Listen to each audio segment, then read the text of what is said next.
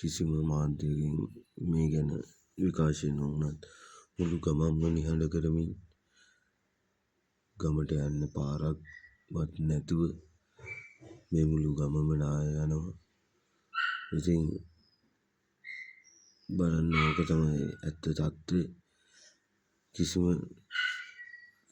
මාධ්‍යයක් මේ ගැන නිහඬ වෙච්ච එක ගැන මාරම දුකයි. මොකද පවුල් 50ක් 100ක් ජීවත් වෙන ගමක්. ඊට වඩා මේ ගමෙන් තවත් ගමකට යන්න පාර තියෙන්නේ. ඒ පාර සම්පූර්ණයෙන්ම ගිලා බැහැලා නායි ගිහිල්ලා.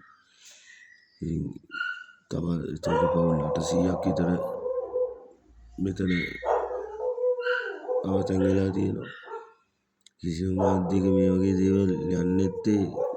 ඒකට මාධ්‍ය මේ ගැන හොයන්නේ නැද්ද? මේ පේන කඳු ඔක්කොම පල්ලෙහාට වෙලා මේ පාර.